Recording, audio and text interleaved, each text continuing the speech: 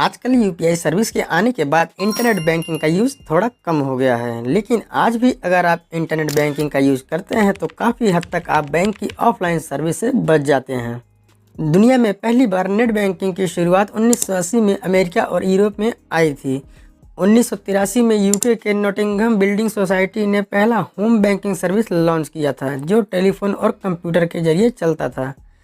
साल 1994 और 95 इंटरनेट के पब्लिक यूज के बाद बैंकिंग वेबसाइट शुरू हुई। भारत में नेट बैंकिंग की शुरुआत सन 1996 में आईसीआईसीआई बैंक द्वारा की गई थी। साल 1997 और 98 में सिटी बैंक, इंडसइंड बैंक और एचडीएफसी बैंक ने भी नेट बैंकिंग की सुविधा शुरू की थी। शुरुआती दिनों में यह सिर्फ बैंक बैलेंस चेक और स्टेटमेंट देखने तक ही सीमित थी, लेकिन बाद में इसमें fund transfer, bill payment, online shopping payment जैसी सुविधाएं जोड़ी गई। नेट बैंकिंग का यूज आप 24 घंटे 365 दिन कभी भी कर सकते हैं। इसके लिए आपको बैंक ब्रांच टाइम का वेट नहीं करना पड़ता। इंटरनेट के साथ मोबाइल या लैपटॉप हो तो आप दुनिया में कहीं से भी अपने अकाउंट का इस्तेमाल कर सकते हैं। इंटरनेट बैंकिंग से आज के टाइम में आप electricity bill payment, water bill payment, mobile recharge, gas bill, insurance premium, mutual fund, SIP जैसी पेमेंट सीधे अपने बैंक अकाउंट से कर सकते हैं।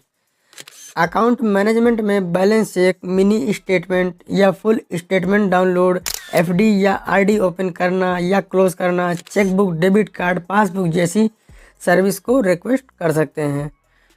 ट्रांजैक्शन ऑथेंटिकेशन में सीबीएस यह चेक करता है कि आपके अकाउंट में पर्याप्त बैलेंस है या नहीं, ट्रांजैक्शन लिमिट ज़्यादा तो नहीं है, रिसीवर या अकाउंट सही है या नहीं है।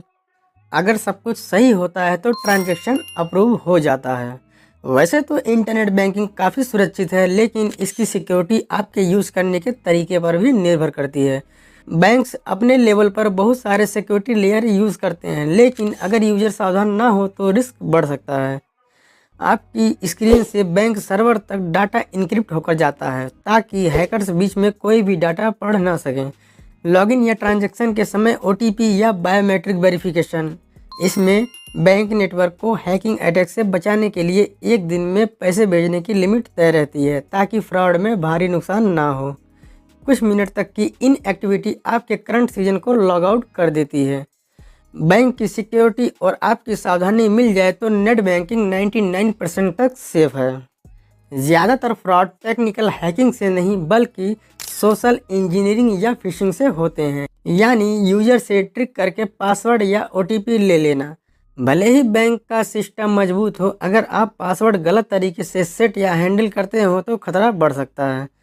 आसान पासवर्ड जैसे 1 2 3 4 5 6 या ABC 1 2 3 आसानी से गेस हो सकते हैं। पब्लिक वाईफाई से नेट बैंकिंग का यूज़ कभी भी ना करें। सेम पासवर्ड को हर जगह यूज ना करें। पासवर्ड को 100% सेफ बनाने के लिए कम से कम 12 से 16 कैरेक्टर का पासवर्ड यूज़ करें, जिसमें कैपिटल, स्मॉल लेटर्स, नंबर और स्पेशल कैरेक्टर का यूज होता हो। अलग अलग अकाउंट के लिए आप अलग अलग पासवर्ड को यूज़ करें। पासवर्ड को कभी भी ब्राउज़र में सेव ना करें। आई होप इंटरनेट बैंकिंग से रिलेटेड आपकी सारी कन्फ्यूजन दूर हो गई होंगी। हम आपसे मिलेंगे अगली बार नए टॉपिक के साथ। तब तक के लिए नमस्कार।